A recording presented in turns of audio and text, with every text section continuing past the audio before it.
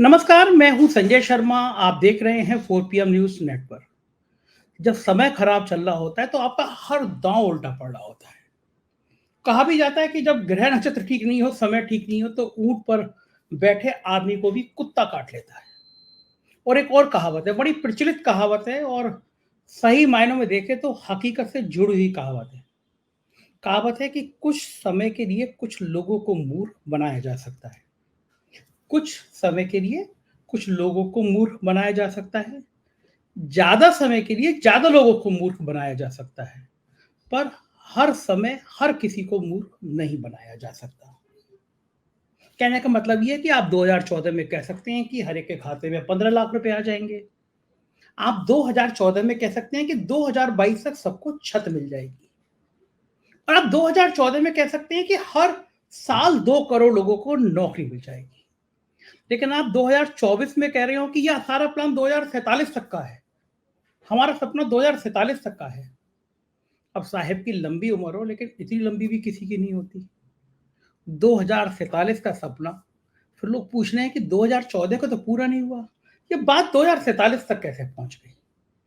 और वक्त में खराब इसलिए कह रहा हूं कि जब भ्रष्टाचार का मुद्दा उठाया साहब ने, साहब को लगा कि एक बात तरफ से सबके यहाँ ईडी की रेड करा दो, इनकम टैक्स पे दो, सीबीआई भेज दो। तो साहब ने सोचा नहीं था कि आग उनको झुलसा देगी। गली मोहल्ले चौराहे पर लोग पूछने लगेंगे कि अरे साहब, ये सारे भ्रष्टाचारी, ये सारे अपराधी, ये तो आपकी वॉशिंग मशीन में धुलकर आपके साथ खड़े हो गए। और देश भर में ऐसा माहौल बन जाएगा कि आपके गले में आपकी बात अटक जाएगी। ये साहब ने सोचा नहीं था। पूरब से पश्चिम तक, उत्तर से दक्षिण तक भारतीय जनता पार्टी से जुड़े हुए लोग भी कह रहे हैं कि हो क्या रहा है, कहां चली गई वो पार्टी। दिल्ली के बहुत सीनियर नेता है, मिनिस्टर रहे हैं। उन्होंने मेरे मित्र से कहा, आंखों में आंसू थे, कि ये वो भारतीय जनता पार्टी रही नहीं। ये सारे गुंडे अपराधी, कांग्रेस के 14 पूर्व मुख्यमंत्री, जिन पर कांग्रेस के सबसे ज्यादा भ्रष्टाचारी होने का आरोप लगाते थे, वो सब सब भारतीय जनता पार्टी में आ गए। जिनके ऊपर अब भ्रष्टाचार की बुकलेट निकाली भारतीय जनता पार्टी ने, वो अब भाजपा के मुख्यमंत्री हैं। तो ऐसे भ्रष्टाचारियों को, ऐसे अपराधियों को साथ में लाएंगे और फिर विपक्ष में भ्रष्टाचार की बात करेंगे। मामला उल्टा पड़ गया। दिन इसलिए भी खराब हैं कि मोदी जी के अपने प्यारे मंत्री ने गुजरात में क्षत्रिय सम्मान से खिलवाड़ कर दिया। बहुत आपत्तिजनक बयान दे दिया। पुरुष तो छोड़िए, हजारों लाखों महिलाएं गुजरात में निकल पड़ी सड़कों पर कि यह अपमान बर्दाश्त नहीं होगा। पश्चिमी उत्तर प्रदेश में जहां पहले चरण में मतदान है, सहारनपुर में प्रधानमंत्री रैली करके आए, उसी सहारनपुर में 24 घंटे के अंदर क्षत्रिय समाज ने जो रैली करी, उसमें मोदी जी की भीड़ से 2-3 गुना ज्यादा भीड़ आ गई। सबने कहा भगवान राम की सौगंध खाते हैं, वो हमारे कुल के भगवान है, हमारे कुल के देवता है। भाजपा को वोट नहीं देंगे। पश्चिमी उत्तर प्रदेश जो सबसे मजबूत है, वहां 5-6 सीटों पे पासा पलट गया। और उत्तर प्रदेश में ये पूरब से निकली हुई चिंगारी पश्चिम तक पहुंच गई, पश्चिम से निकली हुई चिंगारी पूरब तक पहुंच गई। तो क्या होगा, क्या होगा 2024 में? इन सवालों का सबसे बेहतरीन जवाब मिलना हो, ढूंढना हो, तलाश करना हो तो एक ही नाम जहन में आता है, प्रोफेसर अभय दुबे जी का। आप रोज देखते हैं टीवी चैनलों पर, आप उनको बोलते हुए एबीपी पे रोज बहस करते हुए। बहुत शानदार पत्रकार है, बहुत अनुभवी पत्रकार है, बहुत किताबें लिखी हैं, देश के सबसे विद्वान पत्रकारों में से। तो जो बातें मैं आपसे कह रहा हूं, ये सब बातें मैंने पूछी अभय दुबे जी से। तो मैं आपको सीधे अभय दुबे जी के पास लेके चलता हूं। उससे पहले रिक्वेस्ट है, चैनल को ज्वाइन कीजिएगा, सब्सक्राइब करिएगा। चलते हैं अभय दुबे जी के पास। 4 PM न्यूज नेटवर्क में स्वागत है अभय जी आपका। कल मैं आपको एबीपी चैनल पर देख रहा था, बहुत शानदार सर्वे आ रहा था। जी। और सर्वे का सबसे महत्वपूर्ण पक्ष ये था कि आप भी बोल रहे थे, बाकी विद्वान पत्रकार भी उसमें साथ में शामिल थे। और सर्वे का ये जो पक्ष आ रहा था कि Bharatiya Janata party washing machine, सवाल किया गया था कि अगर ये जो भ्रष्टाचार का मुद्दा है, इस मुद्दे पे सवाल किया गया था। जो मैं, जहां तक मैं देख पाया, थोड़ा टाइम मैंने देखा था, उसमें अधिकांश लोगों की राय थी कि भ्रष्टाचार के मुद्दे पर जनता का मानना था कि जितने भ्रष्टाचारी हैं उनको बीजेपी शामिल कर ले रही है, गलत है। जरा मुझे विस्तार से बताइए, क्या वाकई में देश का मिजाज अब ऐसा है कि भ्रष्टाचार के मुद्दे पे बीजेपी बैकफुट पे आ रही है? क्या खुद ही घिर रही है? क्या सीन क्या है? देखिए, आपका सवाल बहुत महत्वपूर्ण है और खासतौर से कल एबीपी चैनल पर संदीप चौधरी ने अपना सीधा सवाल कार्यक्रम में एक सी वोटर के साथ किया गया एक सर्वेक्षण पेश किया और उस सर्वेक्षण की वजह से आपका सवाल और भी ज्यादा प्रासंगिक हो जाता है। उस सर्वेक्षण की खास बात यह थी कि वो सर्वेक्षण भ्रष्टाचार को भारतीय जनता पार्टी जिस तरीके से मुद्दा बना रही है और जिस तरीके से अरविंद केजरीवाल की गिरफ्तारी उसके केंद्र में है, इसके इर्द गिर्द पूरा सर्वेक्षण आयोजित किया गया था। और चौंकाने वाली बात यह थी कि लगभग सभी सवालों के ऊपर जनता की जो प्रतिक्रिया आ रही थी, जिन लोगों से सवाल पूछा जा रहा था उनकी जो प्रतिक्रिया आ रही थी, उसने मुझे लगता है कि बीजेपी में थोड़ी सी खलबली मचा दी होगी। बीजेपी वाले चिंतित हो गए होंगे। देखिए, प्रधानमंत्री नरेंद्र मोदी रोज जिस दिन से रामलीला मैदान में विपक्ष ने, आम आदमी पार्टी ने रैली आयोजित की, विपक्ष के सारे नेता वहां पे आए और उन्होंने संयुक्त रूप से अपनी 5 मांगे रखी और उन्होंने चुनाव आयोग से कहा कि हमें लेवल प्लेइंग फील्ड चाहिए।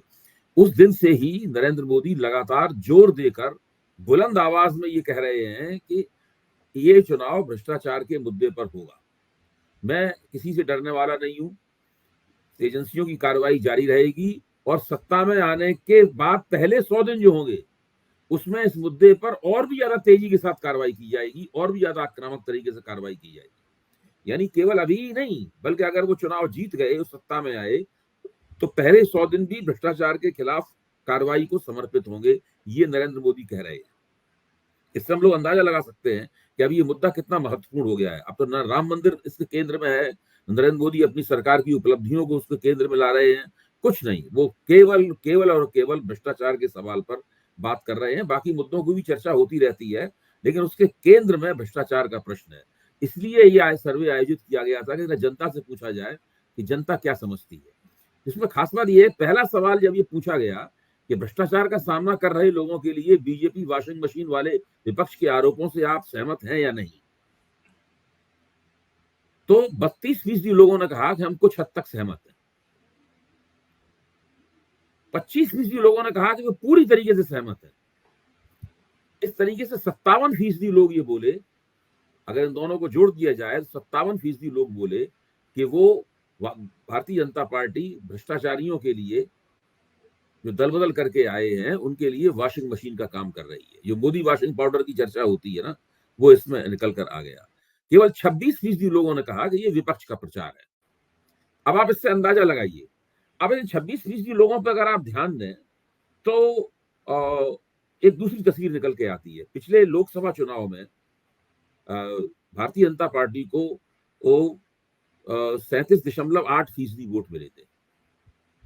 अगर इसमें एनडीए के वोटों को भी जोड़ दिया जाए तो वोट 40% प्लस हो जाते हैं। लेकिन आप देखिए, इसमें जो विपक्ष का प्रचार कहने वाले, यानी भारतीय जनता पार्टी का समर्थन करने वाले लोग हैं, वो 40% भी नहीं है। हाँ, वो 26 वो 26% है।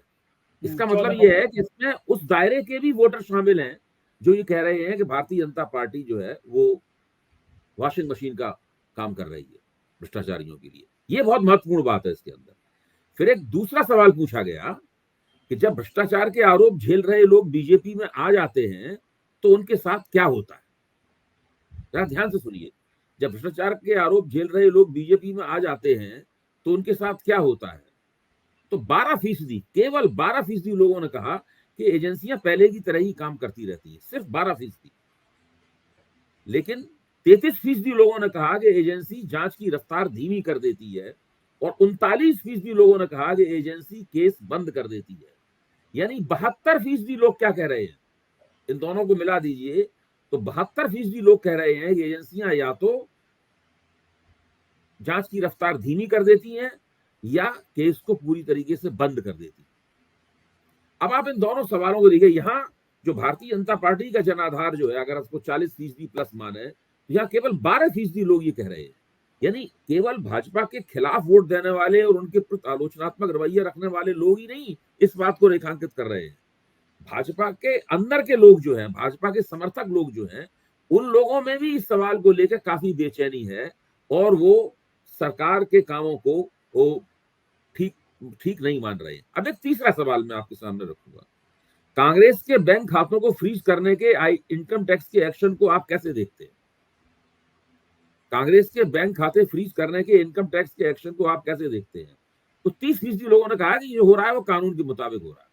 आप देखिए, फिर ये भाजपा का 30% है, ये 37.8% तक भी नहीं आंकड़ा पहुंचा।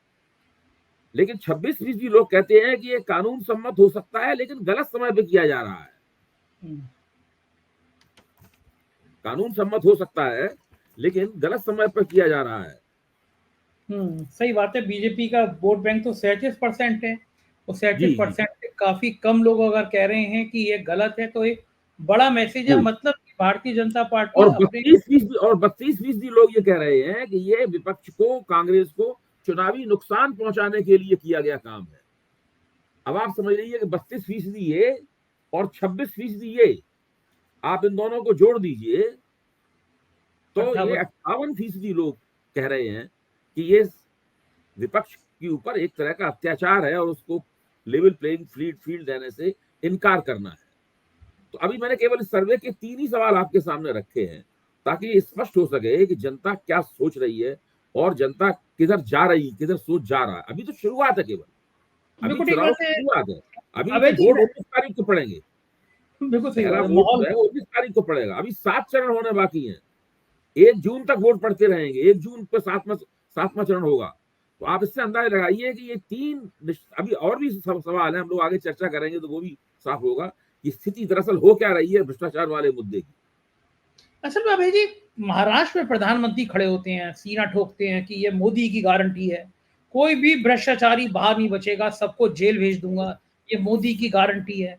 ये जी 70,000 करोड़ का जिसने घोटाला हुआ, वो चक्की पीसी पीसी बयान वायरल होते हैं। जी 24 घंटे नहीं बीतते हैं कि जो 70,000 करोड़ का जिस पे आप आरोप लगाते हैं, उस हम्म व्यक्ति को आप महाराष्ट्र का डिप्टी सीएम बना देते हैं, पार्टी में शामिल नहीं करते, उप हम्म मुख्यमंत्री बना देते हैं। शराब का घोटाला जिसमें पूरी आम आदमी पार्टी को फंसाया हम्म गया है, उसका जो मुख्य आरोपी होता है, ईडी गिरफ्तार करती है, जेल जाता है, कहता है मेरी पीठ में दर्द है, तुरंत हम्म, जमानत मिल जाती है। जमानत जी तो जी बाहर आता है, करोड़ों रुपए इलेक्टोरल बॉन्ड के हम्म जरिए भारतीय जनता पार्टी को देता है, और उसके बयान के आधार पर आम आदमी पार्टी के नेता गिरफ्तार हो जाते हैं, और वो बाइज्जत सरकारी गवाह बन जाता है। एक दो केस नहीं है, दर्जनों केस ऐसे हैं। इलेक्टोरल बॉन्ड में खुलासा हो गया कि जिसको ईडी का नोटिस मिला, जिसको इनकम टैक्स का नोटिस मिला, उसने हम्म इलेक्टोरल बॉन्ड खरीदे, पार्टी को करोड़ों का चंदा दिया और क्लीन चिट मिल गई। तो जो आम आदमी, जैसे मैं जिस सोसाइटी में रहता हूँ, मेरा मित्र है, तो अच्छा मित्र है, लेकिन पूरा परिवार पक्का भाजपा का दीवाना, मतलब उस लेवल तक का दीवाना जो मोदी जी को भगवान विष्णु का अवतार मानते हैं, उस लेवल तक का। उसका भी कहना था कि अब ये भाई साहब, ये कुछ ज्यादा ही कर रहे हैं, ये तो अति हो गई, ये नहीं करना चाहिए। तो जो कह रहा हूँ ना, बीजेपी का वोटर जो है, वो भी कह रहा है तो अति हो गई, मतलब कि विपक्ष में है तो बेईमान, और भारतीय जनता पार्टी में की वॉशिंग मशीन में आया तो क्लीन चिट। लेकिन ये क्या बात मोदी जी को समझ नहीं आ रही कि देश की जनता इतनी मूर्ख नहीं है। आप भ्रष्टाचार के इतना बड़ा, मैं कहूंगा इलेक्टोरल बॉन्ड तो देश का सबसे बड़ा घोटाला है, उसको करने के बाद आप भ्रष्टाचार की बात करें। एक तो चोरी और फिर सीना चोरी, इसी को तो कहते होंगे अभय जी।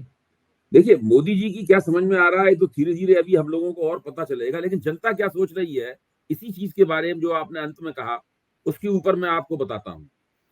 एक सवाल ये पूछा गया कि शराब केस के सरकारी गवाह बने शरद चंद्र रेड्डी से बीजेपी को 50 करोड़ चंदा मिलने के आम आदमी पार्टी के दावे पर आपकी राय क्या है?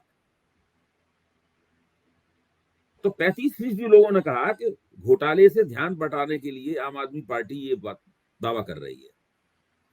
लेकिन 24% लोगों ने कहा कि इस आरोप में कुछ सच्चाई हो सकती है, और 22% लोगों ने कहा कि आरोप ठोस और सही लग रहा है।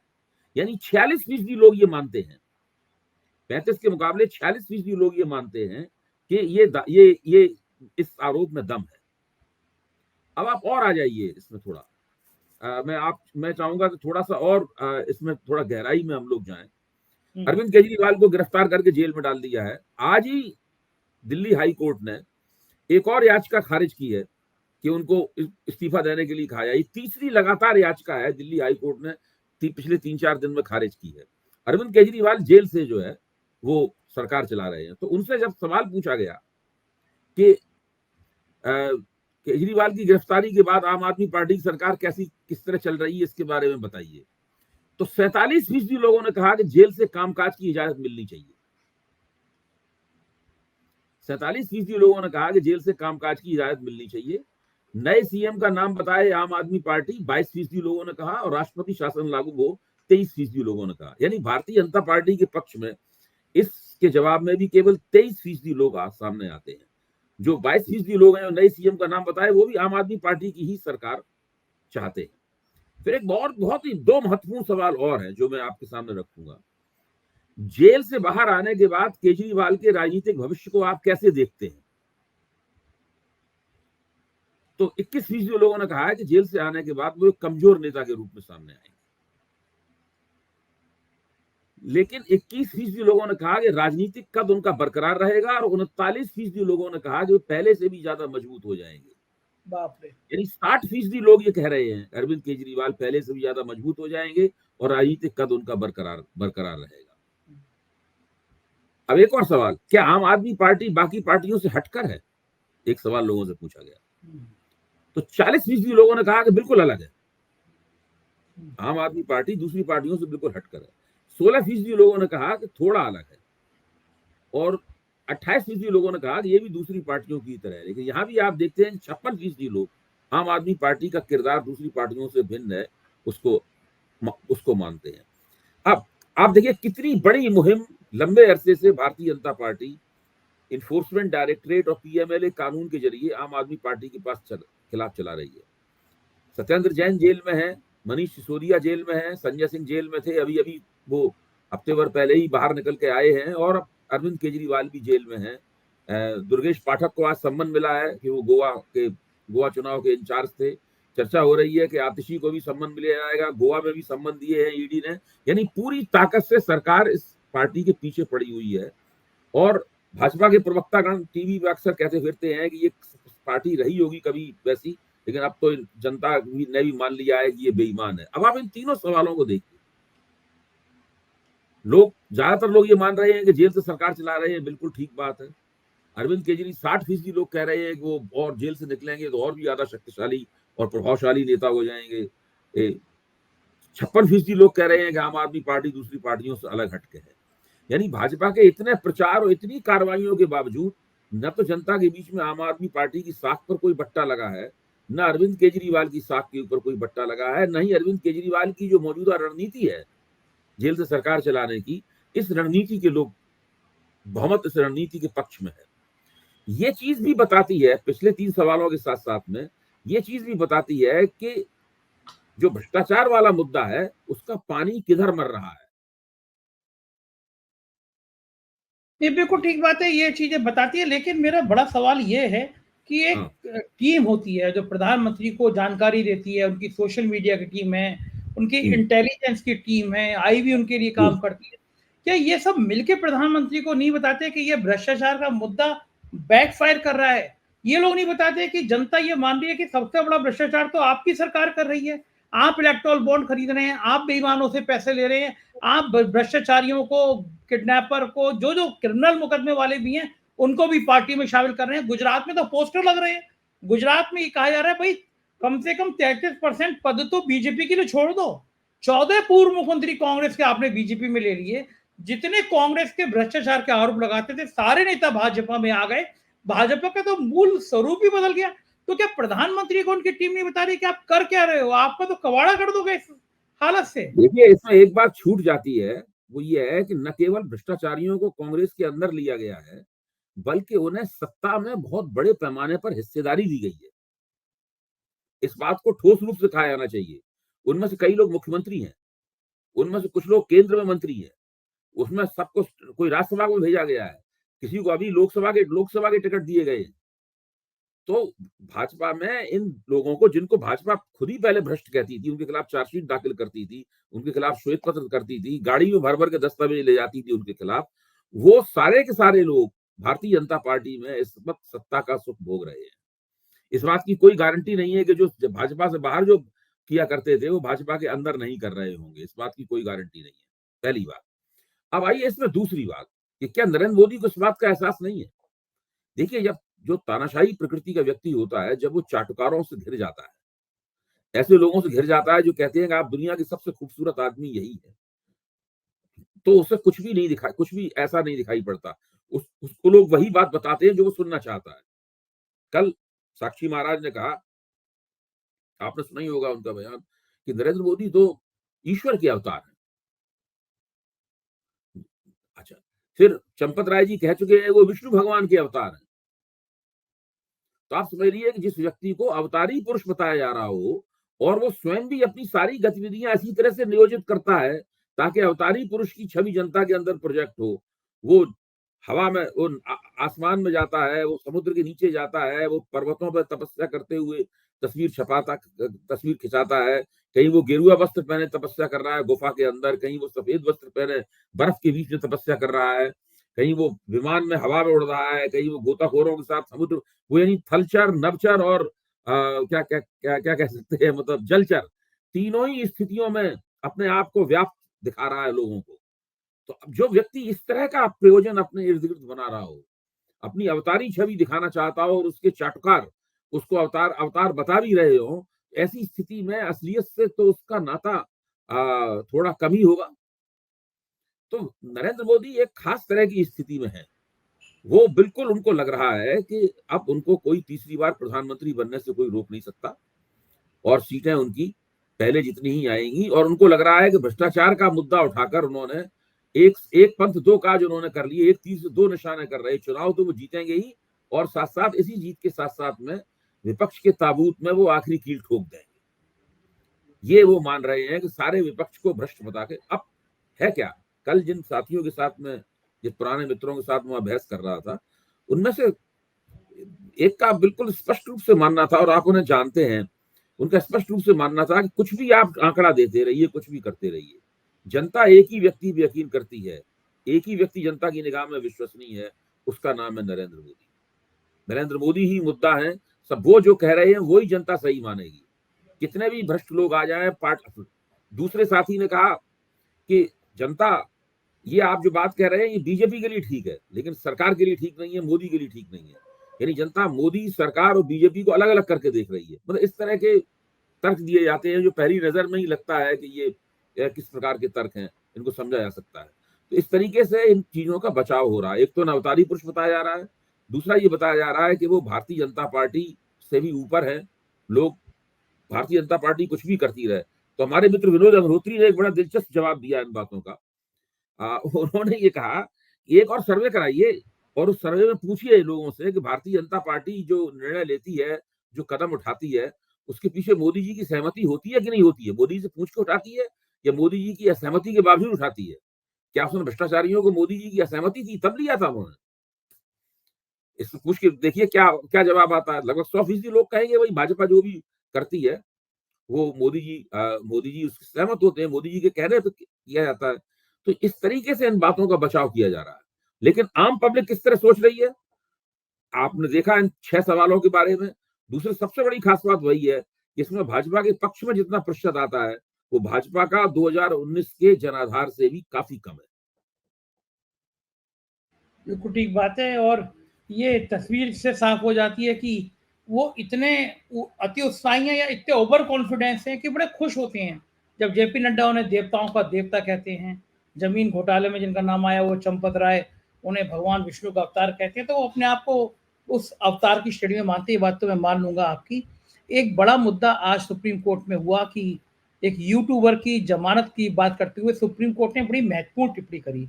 ऐसे दौर में जब अभिव्यक्ति की आज़ादी को तमाम खतरे पैदा हो रहे हैं, दबाया जा रहा है, सुप्रीम कोर्ट ने कहा कि अगर एक यूट्यूबर को ये कहा कि अगर उसको जेल डाल दोगे तो चुनाव से पहले तुमको पता है कि कितने यूट्यूबर जेल में चले जाएंगे, जेलें भर जाएंगी। तो भारत में जिस तरह अभिव्यक्ति की आज़ादी को दबाने की कोशिश हो रही है, सत्ता पोषित कोशिश हो रही है, सत्ता एक बोलता है हिंदुस्तान चैनल के लिए लिख दे रही है कि इनका चैनल बंद कर दीजिए, आईटी एक्ट में आता है। यूट्यूब लिख रहा है कि ये जो लेटर आया है ये इतना कॉन्फिडेंशियल आपको बता भी नहीं सकते। तो ये जो एक साजिश है मीडिया की या अभिव्यक्ति की, क्या ये चुनाव में कहीं असर दिखाएगी? लोगों को लगेगा कि देश एक अघोषित आपातकाल की तरफ बढ़ रहा है। देखिए, आमतौर पर जो लोग संवेदनशील हैं लोकतंत्र की क्वालिटी को लेकर, वो तो लोग पहले से ही ऐसा सोच रहे हैं। और ये जो सुप्रीम कोर्ट का फैसला आया है, जैसे जैसे इस फैसले के बारे में लोगों की जानकारी बढ़ेगी, जो 4 PM देखते हैं उनको जानकारी होगी और भी तरीके से इस फैसले का प्रचार होगा, तब लोगों की समझ में आएगा कि इस फैसले का महत्व तो न केवल फौरी है बल्कि दूरगामी भी है। फौरी इसलिए है कि उस यूट्यूबर को उससे राहत प्राप्त हुई है, और दूरगामी इसलिए है कि अभी 1 जुलाई से जो नई नई अपराध संहिता लागू होने वाली है, उसके बाद तो पूरी तरीके से सोशल मीडिया पर सरकार कंट्रोल करने की तैयारी कर रही है, और उसमें जितनी ज्यादा सजा आप सबके ऊपर कभी भी फॉल्स नैरेटिव चलाने का आरोप लगाया जा सकता है। जितनी सजा और जितने करोड़ों रुपए का जुर्माने का उसमें प्रावधान है, उसमें तो बहुत सारे यूट्यूबर्स को अपनी दुकान बंद करनी पड़ेगी और भागना पड़ेगा मैदान छोड़ के, वरना उनका जिंदा रहना मुश्किल हो जाएगा।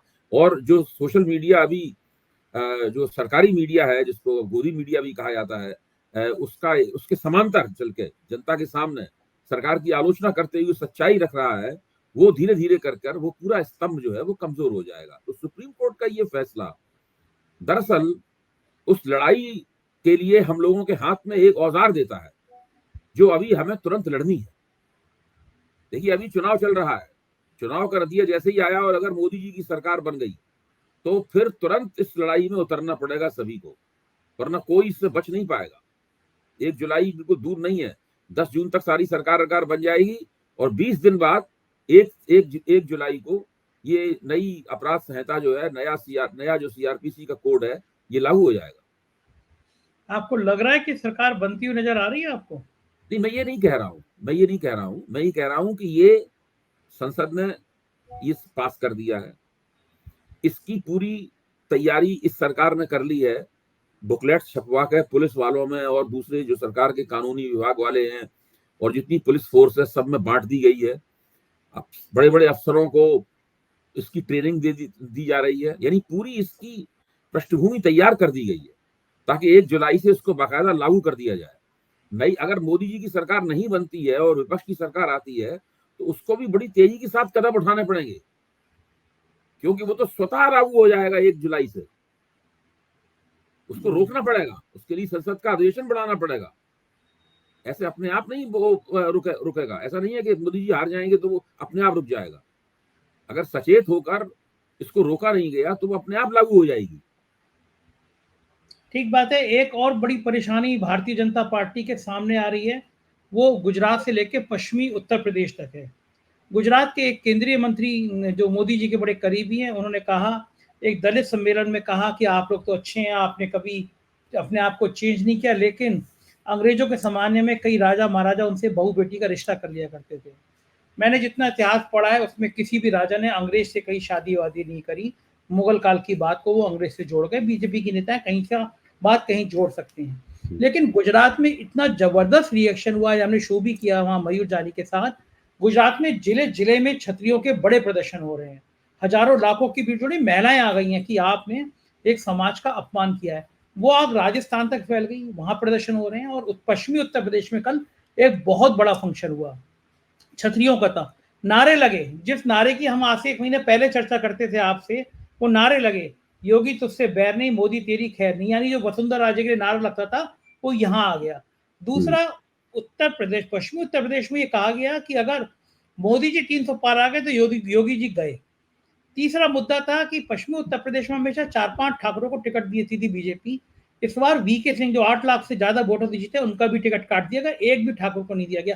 तो क्षत्रिय समाज के लोग इकट्ठे हुए और उन्होंने कस्में खाई भगवान राम की कि बीजेपी को वोट नहीं करेंगे। तो ये जो जातियां हैं, ब्राह्मण, ठाकुर, बनिया, काइस, ये बीजेपी का कोर वोट बैंक थी, मजबूत जातियां हैं। लेकिन अगर ये जातियां इस तरह विद्रोह पे आएंगी, अब केवल 9 दिन बचे हैं चुनाव में पहले चरण में, तो क्या लगता है क्या परिस्थिति बन सकती है अभय जी? देखिए, जिन दिनों जनरल वीके सिंह के टिकट कटने की घोषणा नहीं हुई थी, वो लोग उम्मीद कर रहे थे कि शायद उनको टिकट मिल जाएगा। लेकिन अंदर खाने से बीजेपी में से खबर आ रही थी हम लोगों के पास कि इस बार उन्हें टिकट नहीं प्राप्त हुआ, और जनरल वीके सिंह भी चुपचाप खामोश बैठे हुए थे। इसकी वजह से वो इंतजार कर रहे थे। ठीक उस मौके पर जब उनका टिकट कटने वाला था तो उन्होंने खुद ही कहा कि भाई हम इस बार चुनाव नहीं लड़ना चाहते, ताकि तो बहरहाल उन्होंने किसी तरीके से बहुत ही गरिमापूर्ण तरीके से वो चुनावी लड़ाई से हट गए। लेकिन जनरल वीके सिंह का टिकट कटने का एक पूरा पैटर्न निकलेगा, इसका अंदाजा नहीं था, क्योंकि आखिरकार जो राजपूत बिरादरी है वो पिछले मुझे लगता है कि 2017 के बाद से ही भारतीय जनता पार्टी के साथ निष्ठापूर्वक उत्तर प्रदेश के 2017 वाले विधानसभा चुनाव से ही भारतीय जनता पार्टी के साथ बहुत ही निष्ठावान तरीके से जुड़ी हुई है और भाजपा का मस्कट बनी हुई है बिरादरी एक तरह से। और जो गुजरात में जो पुरुषोत्तम रूपारेल वाली बात है जो उन्होंने कहा, उसके बाद में जिस तरह से वहां पे धरने प्रदर्शन लगातार चल रहे हैं, भाजपा के दफ्तर के सामने चल रहे हैं और ये कहा जा रहा है कि पुरुषोत्तम रूपारेल का टिकट कैंसिल किया जाए। उनका टिकट कैंसिल नहीं किया गया, वो अपने चुनाव प्रचार में बाकायदा लगे हुए हैं। और फिर जो पैटर्न निकला टिकट बांटने का, जिसमें पश्चिमी उत्तर प्रदेश में से छत्रियों का भाजपा के टिकट बांटने वालों ने सफाया कर दिया है, वो वास्तव में चौंकाने वाला है। और ये लगता है कि कुछ खास तरीके के जैसे कि वो उत्तर प्रदेश के मुख्यमंत्री को कट टू द साइज करना चाहते हैं, तो कुछ इस तरह का मुझे लग रहा है। मुझे लगता नहीं कि योगी जी की बात कुछ भी चली है टिकट बांटने में। योगी जी की कुछ भी बात नहीं चली है और वो इस वक्त वो भी काफी आहत महसूस कर रहे हो। बिल्कुल ठीक कह रहे हैं और ये परिस्थितियां बहुत उलझाती हैं। बहुत बहुत शुक्रिया अभय जी, आपने इतना समय दिया, हमसे बातचीत की, आभार आपका। सुना आपने, ये थे प्रोफेसर अभय दुबे जी, सारी बातें विस्तार से समझा रहे थे, आपको बता रहे थे कि हकीकत है क्या। आप भी सोच रहे होंगे और अब तो आपको भी यकीन होगा कि अब की बार 400 पार का नारा अंजना ओम कश्यप लगाते रहे, सुधीर चौधरी लगाते रहे, रूप का लियाकत लगाते रहे। हकीकत कुछ और है, फसाना कुछ और है। मैं बताता रहूंगा, आप देखते रहिए 4 Q न्यूज़ नेट। शुक्रिया, थैंक यू।